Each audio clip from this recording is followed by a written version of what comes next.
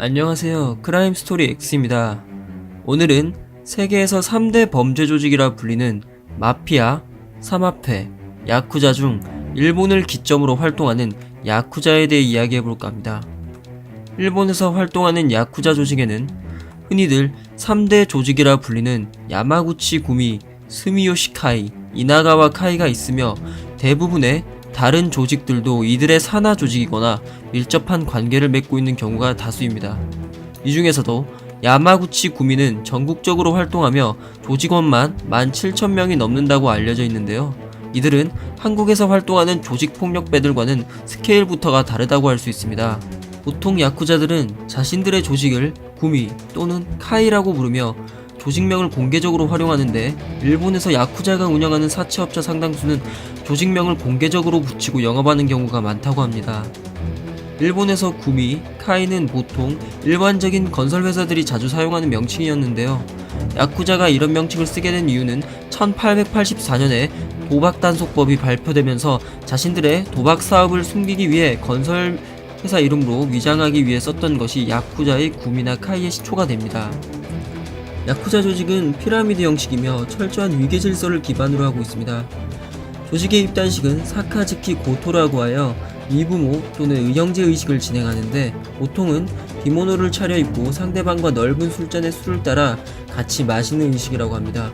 이런 상하 관계는 그 자체로 조직 내 조직 간 권력 관계를 체계화시키는 목적이 됩니다. 또 야쿠자들의 주 수입은 초창기에는 소상공인에 대한 보호비 갈취와 도박, 사채 등이 있었지만 점점 세력이 커지자 연예계에 진출하여 후원하고 공연 등을 주최하여 회사와 수익을 나누거나 강탈하는 경우가 많았습니다. 또한 우리가 잘 알고 있는 AV, 흔히 야동 사업에서도 큰 영향력을 보유하고 있었고, 이 외에도 총기 밀매, 매춘 알선, 카지노 불법 도박 등으로 수입을 벌었으나 폭력단 대처법 수립 이후 직접적인 불법 사업 운영이 힘들어진 야쿠자 조직들은 증권 전문가나 금융 브로커들과 결탁하여 페이퍼 컴퍼니 등을 이용해 주식시장에 투자를 한다거나 합법적인 회사 운영에 끼어들어 돈을 벌기도 하였습니다. 이러한 합법과 불법의 경계 사이에서 막대한 불법 자금을 이용한 투자 사업 방식은 일본 거대 야쿠자 조직들의 주요 수입원으로 자리잡게 되었으며, 2007년 금융위기 등에서도 막대한 이득을 취했다고 알려져 있습니다. 범죄 조직하면 바로 빠질 수 없는 게 이 마약인데요.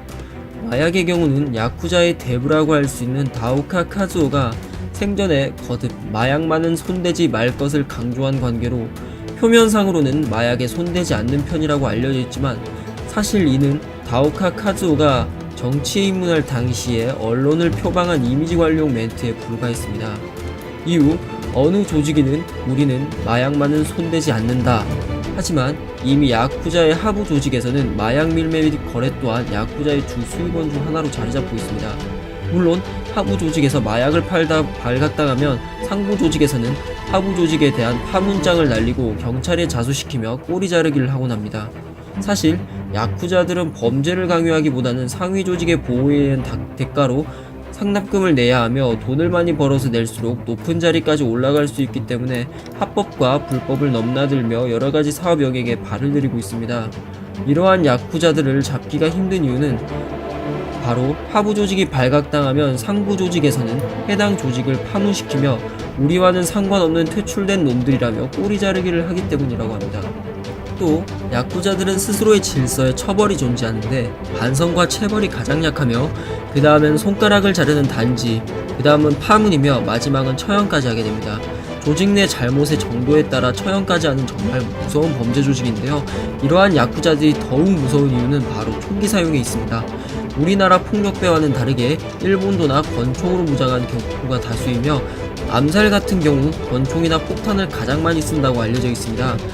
또한 이들은 권총만 있는 게 아니라 기관단총, 자동소총, 유탄 발사기, 심지어 대전차 로켓까지 밀수했다가 걸린 이력이 있습니다. 하지만 이런 무서운 야쿠자들도 폭대법의 영향과 사회의 변화로 인해 신규 조직원의 유입 감소로 대체적으로 야쿠자 조직의 규모 자체는 크게 줄고 있다고 합니다. 현대 일본은 인구 감소로 일자리가 남아 야쿠자로 입문하는 사례가 줄어들고 있다곤 하나, 이 빈자리를 중국계 조직인 사마페가 채워 더욱 일본 입장에서는 골치 아프다고 하네요.